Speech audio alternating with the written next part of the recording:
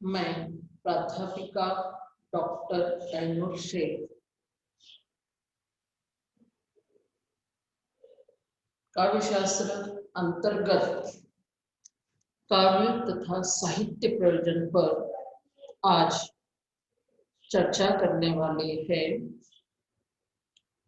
TYBA का special paper है काव्यशास्त्र और उस काव्यशास्त्र के अंतर्गत प्रयोजन के ऊपर जानकारी प्राप्त करने वाले हैं।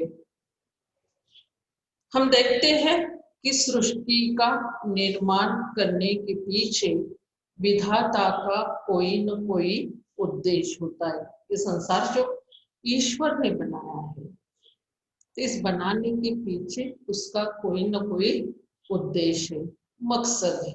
ये हुई ईश्वर की बात। हम जब अपने बारे में विचार करें, मनुष्य के बारे में विचार करें कि मनुष्य भी कार्य करता है, कोई न कोई काम करता है। यह कार्य करते समय उस कार्य के पीछे उसका भी कोई न कोई उद्देश्य होता है। बिना उद्देश्य कोई भी कार्य नहीं किया जाता है।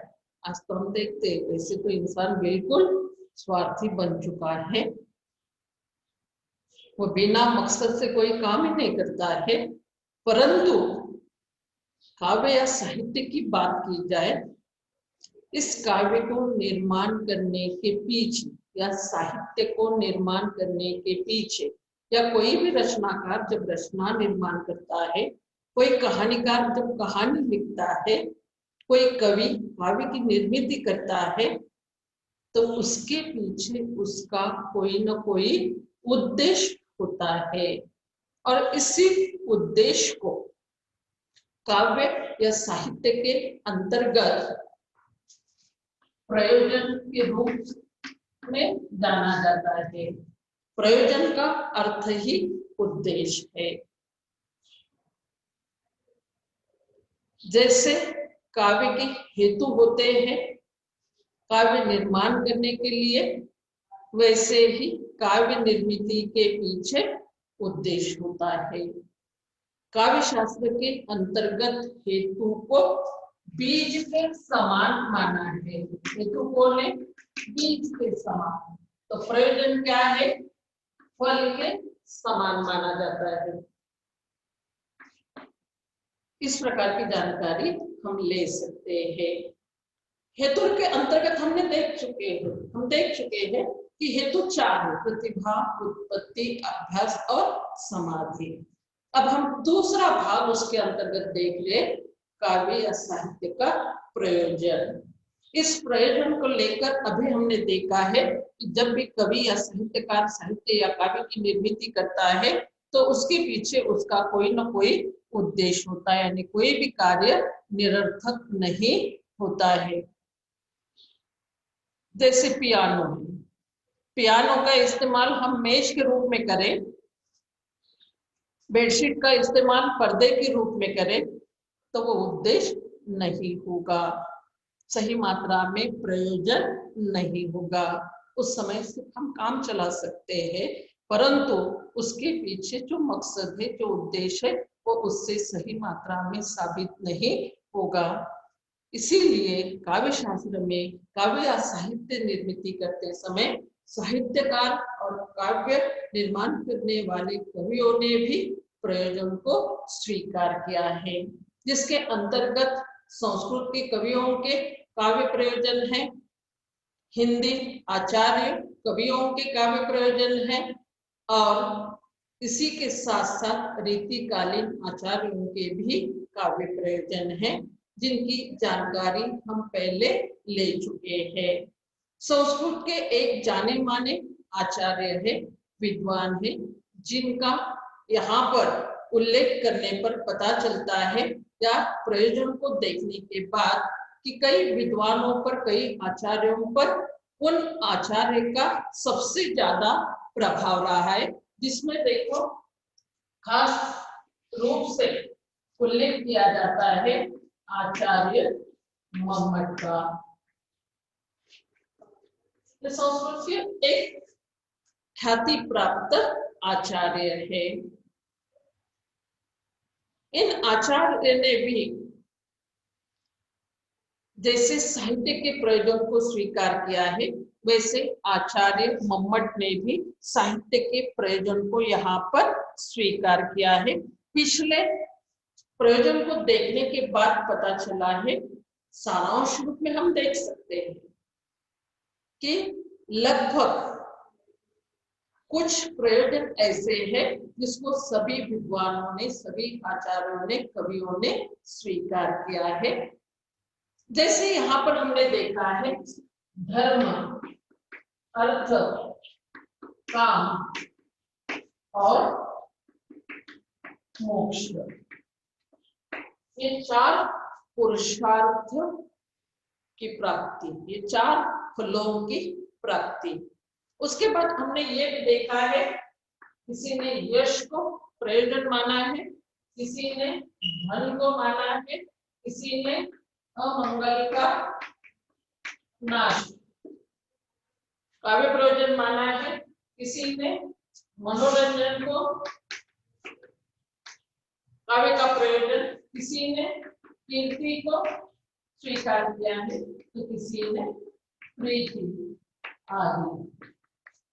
इस प्रकार इन प्रयोजन को विद्वानों ने अपने काव्य या साहित्य के अंतर्गत स्वीकार किया है।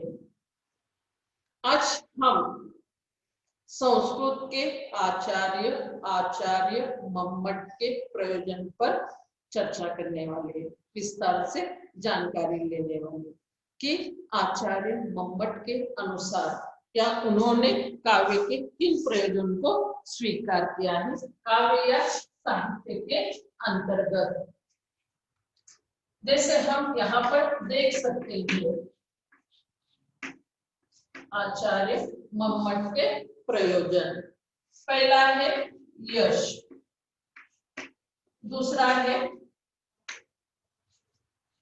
अर्थ, तीसरा है व्यवहार ज्ञान, चौथा है अमंगल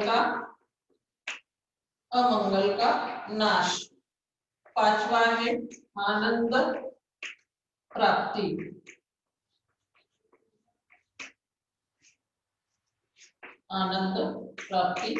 और छठा है कांता सम्मित उपदेश।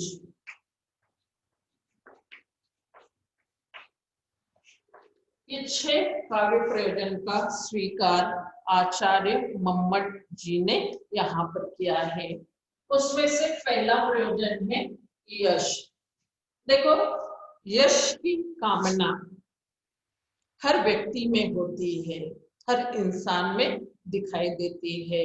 हर इंसान यश प्राप्ति चाहता है। यश इंसान को विकास की ओर ले जाता है। हम देखते हैं कि ऐसा कोई व्यक्ति नहीं कि जो यश से दूर रहना चाहता है, परे रहना चाहता है। इसकी कामना तो हर कोई करता है और यही यश इंसान को ख्याति प्राप्त कराता है। फिर इसके लिए अपवाद कौन नहीं है? न कवि अपवाद है, न साहित्यकार है, न कोई रचनाकार है, न कोई कहानीकार है। हर कोई रचना लिखने के पीछे यश प्राप्ति चाहता है, चाहे वह साहित्यकार रहे या सामान्य मनुष्य रहे। हम देखते सचिन तेंदुलकर का उदाहरण ले लीजिए, जिन्होंने क्रिकेट के क्षेत्र में यश प्राप्ति की, ख्याति प्राप्त की। आज देश में नहीं बल्कि विदेश में भी उनकी ख्याति प्राप्त है। उनको जाना जाता है केवल अपने क्रिकेट के बलबूते पर। यहाँ पर हम अभिनय के क्षेत्र में उदाहरण लेंगे तो अमिताभ बच्चन जी का भी ले सकते हैं, जिन्होंने अपने अच्छे अभिनय से यश प्राप्ति की है, देश में और विदेश में भी। हर क्षेत्र में देखो इस प्रकार यश प्राप्ति के कई उदाहरण हमें दिखाई देंगे। हर क्षेत्र में अपने कार्य से यश प्राप्ति होती है, अच्छे कार्य से। इसीलिए तो हम देखते हैं जब कोई किताब हमारे हाथ में आती है, कोई पुस्तक हमारे हाथ में रहती है, कोई संदर्भ ग्रंथ हमारे पास होता है, तो उस पर उस संदर्भ ग्रंथ निर्माण करने वाले व्यक्ति का नाम होता है, लेखक का नाम होता है, कहानी लिखने वाले कहानीकार का नाम होता है, कविता लिखने के बाद कवि का नाम होता है। और ये नाम लिखने के पीछे मकसद ये होता है उस नाम को यश मिले, उस नाम की चर्चा हो। और इसी उद्देश्य से यहाँ पर लेखक अपना नाम किताबों में छपवाता है। यानी यश प्राप्ति की कामना हर व्यक्ति में हमें दिखाई देती है। इसीलिए कवि या साहित्यकार भी काव्य या साहित्य की निर्मित करते समय यश प्राप्ति की कामना रखते हैं। यश इंसान को जीवन में आनंद देता है। हम देखते हैं, देखो परीक्षा में अच्छे अंक मिले तो कक्षा में, स्कूल में पढ़ता होगा तो स्कूल में, महाविद्यालय में पढ़ता होगा तो महाविद्यालय में उस विद्यार्थी के नाम के बारे में चर्चा होने लगती है। किस विद्यार्थी को अधिक अंक मिले और उसे यश प्राप्ति होती है, उसे बहुत आनंद होता है और उस आनंद को लेकर वह और जीवन में और तरक्की करना चाहता है और अधिक अंक प्राप्त करना चाहता है। हम देखते हैं ढेर सारे कवि हैं, ढेर सारे साहित्यकार हैं, ढेर सारे रचनाकार हैं, तो उसमें से गिने चुने ऐसे रचनाकार है, साहित्यकार है, कवि कि जो अधिक मात्रा में जाने माने जाते हैं। जैसे प्रेमचंद का उदाहरण आप ले लीजिए। एक यश प्राप्ति करने वाले उपन्यासकार, कहानीकार के रूप में उन्हें जाना जाता है। कवयित्री के रूप में महादेवी वर्मा का हम यहाँ पर नाम ले सकते, जिन्होंने अपने काव्य से लोगों के मन को जीतने का काम किया है। इसलिए तो कहा जाता है कि कुछ कवि की, कुछ साहित्यकारों की रचनाएं सबसे श्रेष्ठ, अच्छी मानी जाती है। यही बात को मद्देनजर रखते हुए हम ये अनुमान लगा सकते हैं या इसका अर्थ ये लगा सकते हैं कि आचार्य मुम्मट ने भी जिन 6 काव्य प्रयोजन को स्वीकार किया है, उसमें यश के पहला काव्य प्रयोजन यहाँ पर रहा है। आदिकाल से देखो हम ये देखते आए हैं कि यहाँ पर यश के लिए ये कवि रचना करने का काम करते थे। आदिकाल में हो, भक्ति काल में हो, किसी भी काल के कवि या साहित्यकार यश से परे नहीं है, दूर नहीं है। हर किसी ने यश की कामना से ही साहित्य रचना यहाँ पर की है।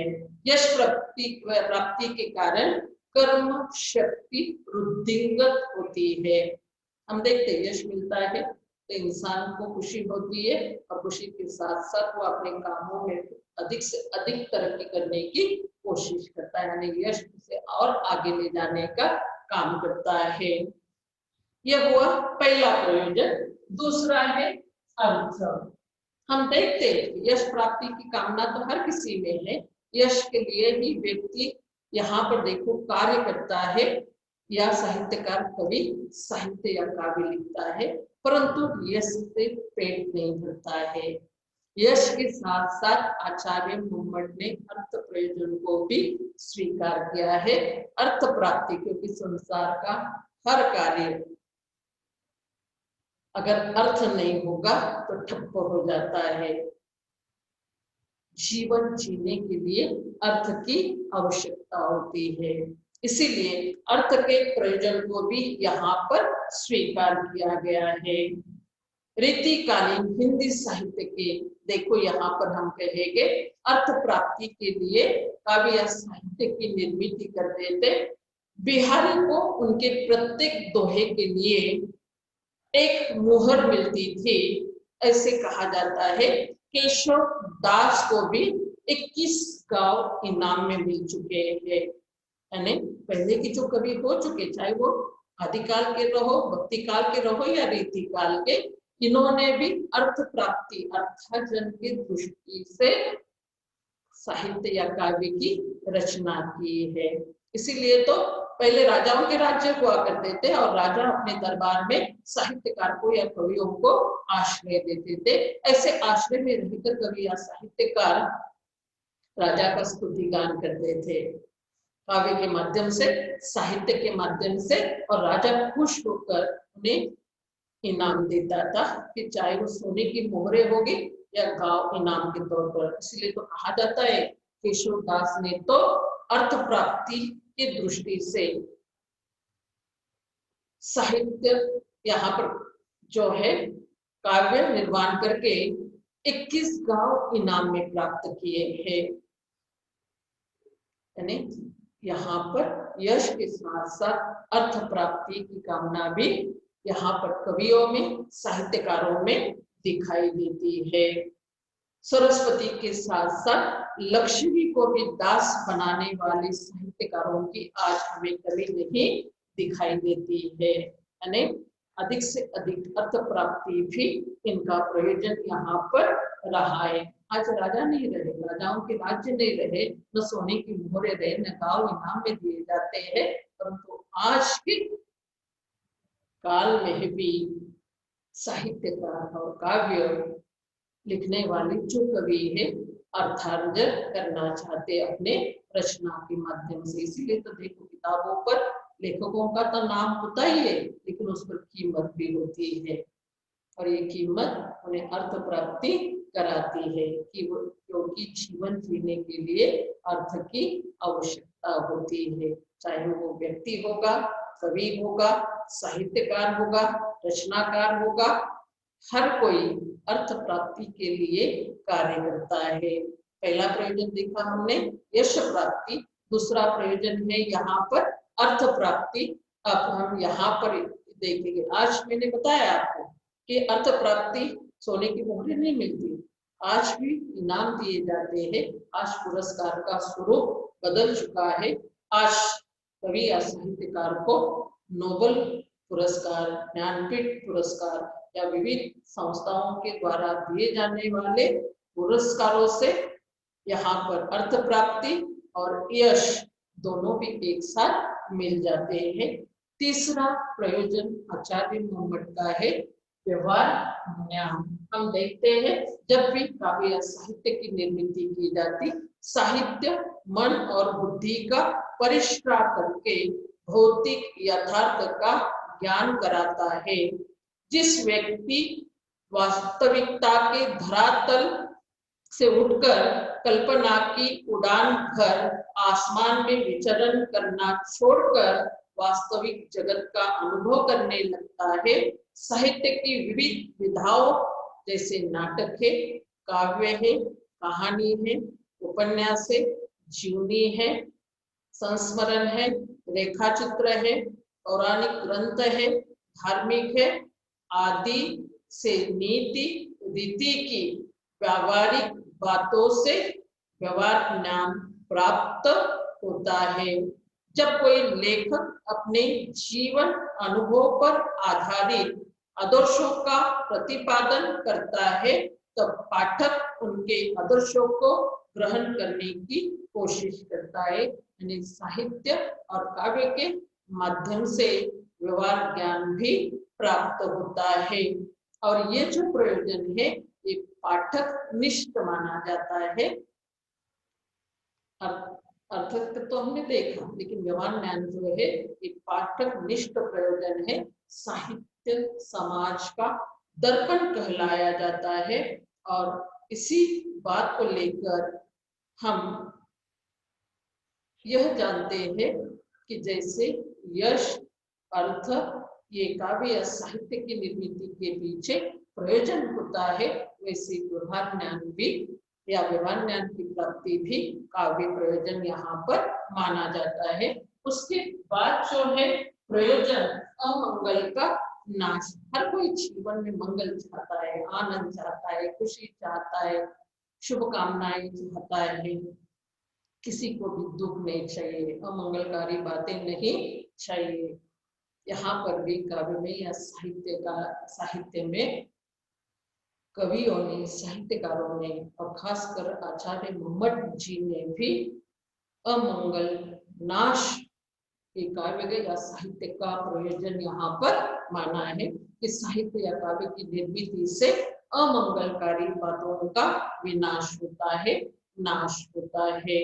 प्राचीन काल में अनिष्ट निवारण के लिए काव्य सृजन किया जाता था। ऐसे माना जाता है कि प्राचीन काल में जब काव्य लिखा जाता था, साहित्य लिखा जाता था, इसके पीछे यह प्रयोजन रहता था कि अमंगल बातों का विनाश हो जाए, नष्ट हो जाए यहाँ पर। और इसीलिए आचार्य मोहम्मद ने प्रयोजन के अंतर्गत अमंगल के नाश को भी स्वीकार किया है। उन्होंने कहा है कि मयूर नाम के कवि हो गए हैं। इस कवि का उदाहरण देते समय उन्होंने बताया है कि मयूर कवि सूर्य की उपासना करते थे, सूर्य की स्तुति करते थे। सूर्य की स्तुति करते करते उन्होंने सूर्य शतक नाम का ग्रंथ लिखा। और ऐसे कहा जाता है कि मयूर कवि को कुष्ठ रोग था। ये दुख उन्हें परेशान करता था।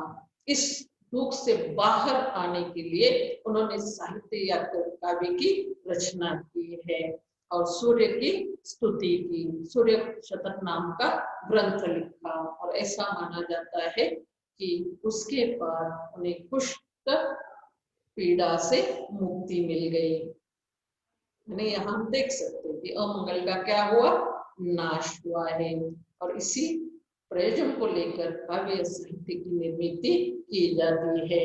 दूसरा उदाहरण हम देख सकते हैं, किंवदंतियां हो सकती है यहाँ पर कि तुलसीदास ने हनुमान बाहु नाम की रचना की और ये लिखने के बाद उनकी जो बाहु की पीड़ा थी वो समाप्त हो गई। ऐसे क्योंकि तुलसीदास की बाहु में पीड़ा थी, ये पीड़ा उन्हें काफी कष्टदायी थी और इससे मुक्ति दिलाने के लिए उन्होंने यहाँ पर हनुमान बाहु नाम का ग्रंथ लिखा या रचना की और उसके बाद देखो उन्हें बाहु पीड़ा से मुक्ति मिल गई है।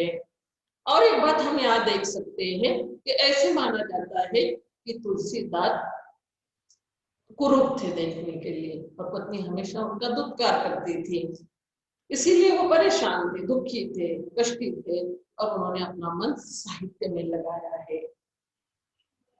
और तुलसीदास ने यहाँ पर रामचरितमानस जैसे श्रेष्ठ ग्रंथ की निर्मिति की और उसके बाद देखो उनकी पीड़ा दूर हो गई, उन्हें यश तो मिला, अर्थ की प्राप्ति भी हुई, परंतु अमंगल का भी नाश हुआ है। यानी इन बातों को देखने के बाद पता चलता है या काव्य या साहित्य निर्माण के पीछे जो प्रयोजन रहे हैं उनमें अमंगल का नाश रहा है। इसी उद्देश्य को लेकर कवियों ने, साहित्यकारों ने साहित्य या काव्य की निर्मिति यहाँ पर की है, जिससे अमंगल का नाश हुआ है। उसके बाद हम देखेंगे आनंद की प्राप्ति। अगला प्रयोजन है आचार्य मोहम्मद जी का आनंद प्राप्ति। हर कोई इंसान जीवन में देखो यश प्राप्त करना चाहता है, अर्थ प्राप्ति चाहता है, व्यवहार ज्ञान प्राप्त करना चाहता है और अमंगल का नाश चाहता है। वैसे जीवन में आनंद को भी चाहता है। हर किसी को लगता है कि उसका जीवन आनंद से भरा हो। या आनंद प्राप्ति भी किससे मिलती है? हर एक को आनंद प्राप्ति का देखो यहाँ पर हम देखते हैं अलग अलग रूप से यहाँ पर आनंद की प्राप्ति रूप में से आनंद की प्राप्ति हो सकती है। छोटे बच्चों को आप देखो, कोई पसंद की चीज खाने के लिए दी जाए तो वह आनंद से खुला नहीं समाता है।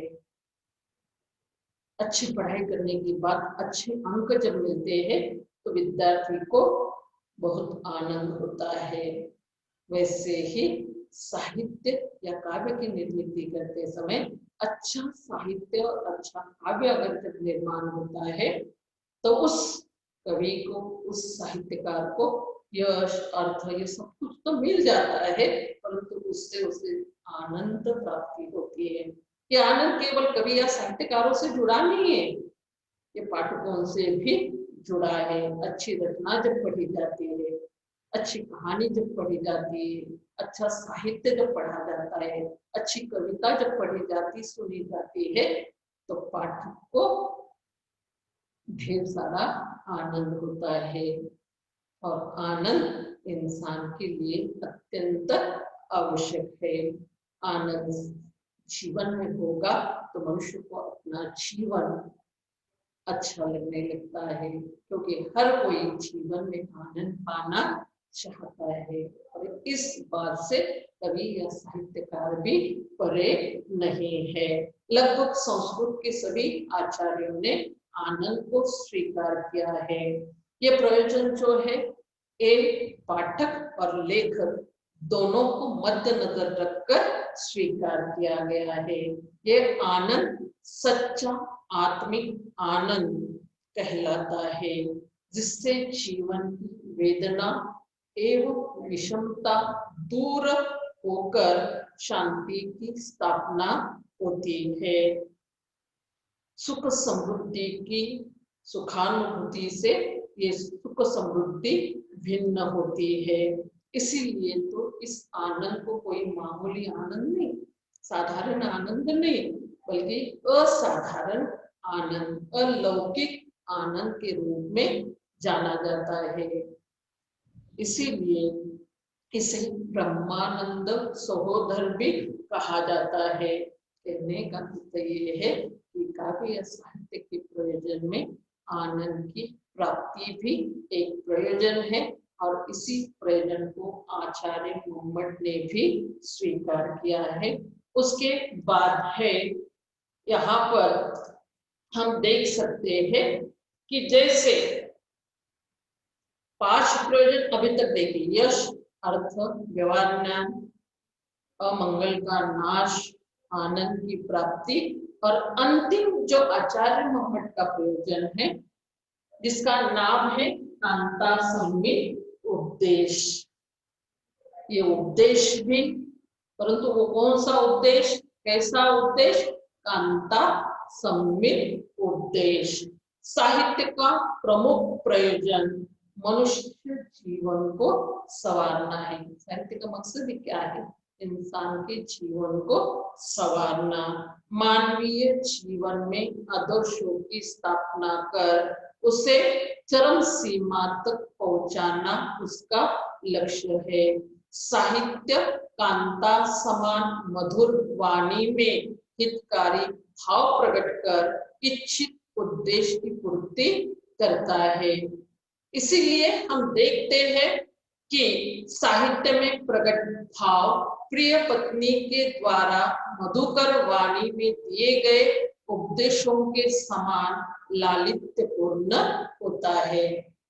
अक्सर देखो काव्य साहित्य के माध्यम से जो उपदेश दिया जाता है, उस उपदेश को पत्नी द्वारा दिए गए उपदेश के समान, जिसमें माधुर्य होता है। हम देखते हैं, अगर पति को समझाना है तो माँ होगी, बहन होगी, वो उपदेश करेगी, तो कभी कभी देखो वो उपदेश पति की समझ में नहीं आएगा, या समझ कर भी नहीं समझना चाहेगा। लेकिन वही बात अगर पत्नी अपने माधुर्य से कांता सम्मित उपदेश को लेकर अगर समझाएगी, तो वो बात को तुरंत समझ जाएगा। इसीलिए काव्य साहित्य के प्रयोजन को भी कांता सम्मित उपदेश कहा गया है। यहाँ पर हम देखते उपदेश 3 प्रकार के होते हैं। एक है प्रभु सम्मित उपदेश, जिसमें आज्ञा होती है और उचित अनुचित का निर्देश होता है। वेद शास्त्रों में ऐसे उपदेश, प्रभु सम्मित उपदेश जिसे कहते, पाए जाते हैं। दूसरा है सहृदय सम्मित उपदेश। यहाँ मित्र के द्वारा दिया गया उपदेश। एक मित्र जब दूसरे मित्र को उपदेश करता है तो उसे सहृदय सम्मिलित उपदेश के समान माना जाता है। और इस प्रकार के उदाहरण आपको इतिहास पुराणों में देखने को मिलते हैं। और तीसरा उपदेश है कांता सम्मित उपदेश।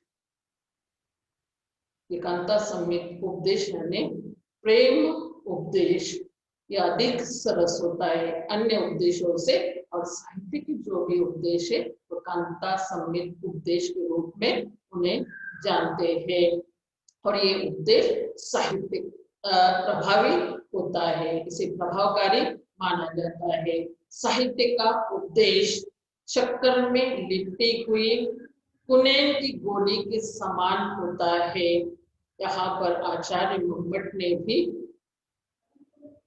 कांता सम्मित उपदेश को स्वीकार किया है। इस प्रकार आचार्य मुहम्मद के जो प्रयोजन है वह यश, अर्थ, व्यवहार्य, अमंगल का नाश, आनंद की प्राप्ति और कांता सम्मित उपदेश। संस्कृत के लगभग सभी आचार्यों ने इन प्रयोजन को स्वीकार किया है। इन प्रयोजन का उन पर प्रभाव रहा है। और इसी के साथ साथ अन्य प्रयोजन अगर देखे जाए तो धर्म, अर्थ, काम और मोक्ष, इन चार पुरुषार्थ फलों की प्राप्ति को भी स्वीकार किया है। इस प्रकार आचार्य मुहम्मद के ये काव्य प्रयोजन अध्ययन की दृष्टि से अत्यंत महत्वपूर्ण है। धन्यवाद।